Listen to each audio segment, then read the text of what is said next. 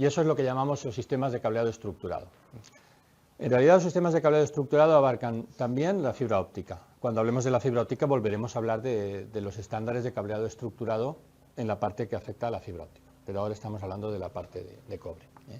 Y es interesante conocer cuál ha sido la evolución histórica de los sistemas de cableado estructurado, porque tiene mucho que ver con por qué tenemos las categorías que tenemos y demás, ¿no?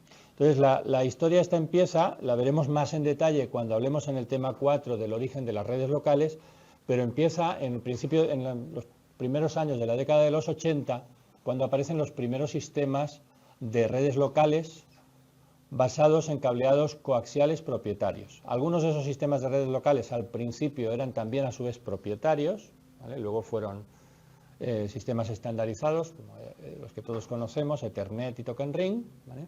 Pero al principio utilizaban sistemas de cableado coaxial o propietarios o específicos de ese estándar. Si coges el estándar inicial de Ethernet, te dice exactamente cómo tenía que ser el cable coaxial que utilizaba Ethernet, porque fue un cable coaxial diseñado ex profeso, bueno, casi ex profeso para utilizar en Ethernet, ¿vale? ¿Por qué se utilizaba cable coaxial? Porque es superior, es mejor. La interferencia electromagnética en el caso del coaxial es casi nula, tanto la que nos afecta del exterior como lo que nosotros emitimos al ambiente. Y entonces tenemos menos atenuación, porque es una forma de perder energía al generar interferencia, ¿vale? Pero es más caro. Entonces, digamos que la gente estaba un poco ahí pendiente a ver cuándo tecnológicamente podemos evitarnos el cable coaxial, pues lo haremos. Y un paso importante en esa dirección fue en el 1 de enero de 1984, cuando se tradujo ya en una decisión definitiva judicial, aquella cosa que os comentaba, que fue la decisión judicial más importante desde el punto de vista de las telecomunicaciones que se ha llevado a cabo, que fue la ruptura del monopolio de la empresa AT&T. La empresa AT&T, American Telephone and Telegraph, era por aquel entonces probablemente la empresa más grande del mundo, con 1 millón de empleados o una cosa así, y por las leyes antimonopolio de Estados Unidos, pues era un litigio que llevaba como 10 años, ¿vale? Y ya la decisión definitiva en esa fecha fue que se tenía que dividir en 7 empresas diferentes. Eso en realidad no tiene nada que ver con el cableado, pero de manera colateral, una de las consecuencias de esa decisión judicial es que la instalación de cableado interior de telefonía que tenían las empresas pasaba a ser propiedad de ellas. Y mientras que antes a las empresas lo que pasara con la telefonía les daba igual porque era todo competencia y responsabilidad de AT&T, a partir de ese momento ya era cosa de ellos. Y entonces la gente empezó con más insistencia a decir, a ver cómo podemos hacerlo para no tener que tender un cableado para telefonía y otro cableado para los datos, para mi red local, Ethernet o Token Ring. Y eso vino también a la vez con la mejora tecnológica que empezó a hacer posible utilizar cable de pares para transmitir las velocidades que se manejaban en Ethernet y Token Ring. Los primeros sistemas de cableado por par trenzado de red local fueron del año 87. Pero bueno, tampoco es casualidad que en el año 85, justo al año siguiente de esta decisión judicial que comentaba, la Alianza de Industrias Electrónicas en Estados Unidos creó un grupo de trabajo para empezar a desarrollar un estándar de cableado estructurado, o sea, unificado de telefonía y datos para las empresas, para los edificios de oficinas. Ese grupo de trabajo se tradujo en un estándar oficial en el año 91 y ese estándar fue, digamos, adoptado también, como veis, por el ANSI y también por la TIA, no tiene nada que ver con lo de Mortadelo y Filemón, es la Asociación de las Industrias de Telecomunicaciones, ya sabéis, siempre pues en inglés, poniendo las letras al revés, seguro que aciertas, ¿vale? Y ese fue el estándar, en principio, a nivel estadounidense, de cableado estructurado, fue el primero que existió. A nivel internacional, y en internacional hay que incluir el caso, obviamente el caso europeo, ¿vale? Por la Comisión Electrotécnica Internacional y también adoptado por la ISO, se hizo un estándar en el año 95. Los nombres o los números que corresponden a esos estándares, pues los tenéis ahí, ¿vale?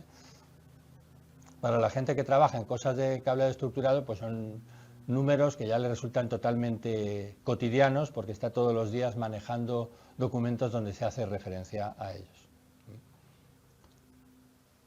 ¿Qué son los estándares de cableado estructurado? Pues son normas que te dicen cómo tienes que tirar los cables en un edificio para que luego, sin demasiados problemas, las cosas funcionen.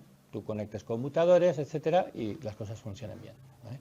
Como hay dos estándares, pues uno, si tiene ganas, se tiene que leer dos documentos y si quiere, y eso es lo aconsejable, puede cumplir ambos a la vez. Las diferencias son mínimas, sobre todo son cuestiones de nomenclatura, y es muy fácil diseñar las cosas para que se cumplan los dos, y es lo aconsejable, porque si no, alguna vez te puedes encontrar algún caso exótico donde por no haber cumplido los dos, pues no te funcionan las cosas.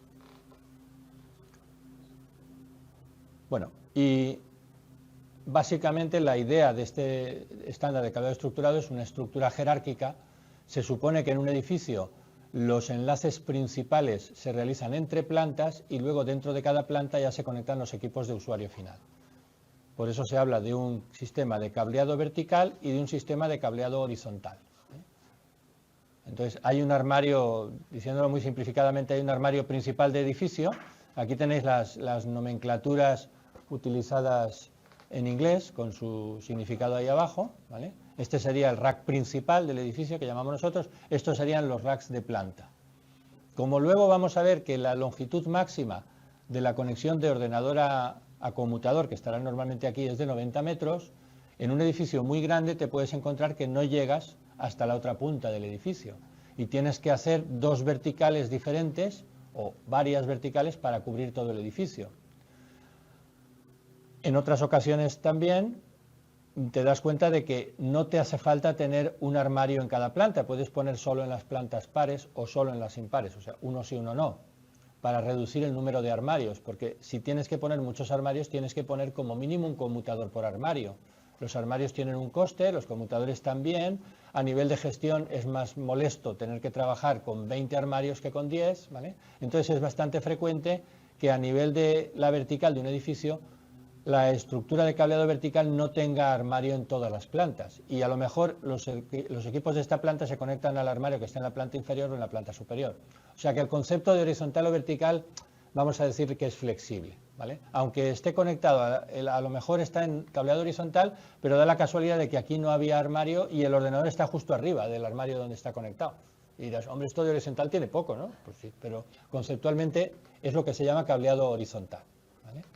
El cableado horizontal generalmente es cable de cobre, cable UTP, ¿eh? Como luego podrá ser cable apantallado, ya la 1 se sustituye por una F o una S, ya veremos, por eso os pongo X minúscula TP. Ese sería el cableado, entre comillas, horizontal. El cableado vertical puede llevar cobre o puede llevar fibra, siempre va a llevar fibra. Llevará cobre si los enlaces entre armarios son de menos de 90 metros, porque si no ya tampoco sirve de nada el cobre. ¿Vale? Y bueno, esto que hay aquí en esta imagen simplificada, que le llama sala de telecomunicaciones, podría ser lo que nosotros coloquialmente llamamos sala de máquinas, ¿eh? Aquí han puesto un ejemplo, digamos, sencillo pero completo, donde hay también una sala de máquinas, porque se supone que este edificio es todo en la empresa y la empresa tendría sus servidores, sus conexiones a internet, todo centralizado aquí abajo. Eso, en nuestro caso, al ser una red de campus, sería la sala de máquinas, o si queréis la sala central que tenemos en cada campus, pues en Taronchels en el edificio de servicios, en Blasco Ibáñez en rectorado, aunque hay una pequeña sala también en filología, etcétera, ¿no? O sea, esas salas principales que tenemos sería lo que aquí llaman la sala de telecomunicaciones. Y ya el no va más lo que tenemos aquí en Burjasot. ¿Tendría sentido poner el armario en medio, ¿no? Para poder llegar... Sí, sí. De hecho, la recomendación es que normalmente esa vertical esté en lo que sería el centro de gravedad del edificio, a ser posible. A no ser... El edificio de investigación hay dos verticales. Entonces, digamos que lo cortas por la mitad y cada mitad centras la vertical de armarios que pones, ¿vale? Y en el caso del edificio de investigación, cada planta tiene su armario, porque fue hecho siguiendo muy estrictamente, digamos, el esquema de cableado estructurado. En cambio, los edificios de este campus, A, B, C, D, F, que son todos iguales, más o menos, son digamos, paralelepípedos rectángulos, están, salvo el edificio B de biológicas, que es muy grande, los otros todos están servidos con únicamente dos armarios. Digamos que si lo cortas por la mitad, hay un armario más o menos en la planta central, en el lado izquierdo, y otro en el lado derecho.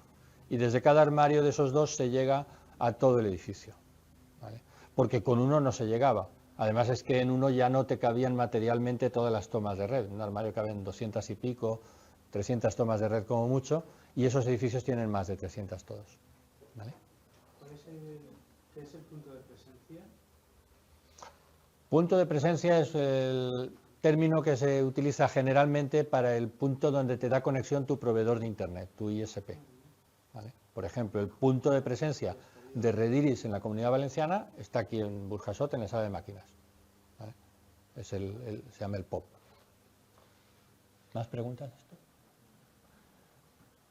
Antes de hablar más en detalle de cableado estructurado, hay una cosa importante que hay que tener clara, y es que, aunque se llama así cableado estructurado, es porque lógicamente sigue una estructura jerárquica, que es esta que he comentado, de el cableado vertical y el cableado horizontal. Aquí, faltaría el nivel superior en la jerarquía, que sería el cableado entre edificios, en el caso de una red de campus, y que estaría constituido exclusivamente por fibra óptica. ¿Vale? Por razones varias que ya comentaremos, no es conveniente utilizar cobre entre edificios. Pero las normas de cableado estructurado no dicen nada de cómo físicamente hay que tender los cables. Entonces, hay alguna gente muy obsesiva sobre la ordenación de los cables, ¿eh? Entonces, evidentemente, pues seguramente esta instalación cumple las normativas de cableado estructurado, o posiblemente no. A simple vista no lo podemos decir. Pero tampoco podemos decir que esta otra instalación cumpla o no cumpla las normas de cableado estructurado. A lo mejor las cumple igual o mejor que la otra. Y de hecho luego comentaremos que hay determinadas cuestiones relacionadas con la diafonía alien, ¿os acordáis? La diafonía alien, que hacen más aconsejable esa configuración, la de la izquierda, que la de la derecha. Porque en la derecha vas a tener mucha interferencia entre los cables que van juntos. En la de la izquierda, pues, irán juntos de casualidad, si es que hay dos que van juntos, ¿vale?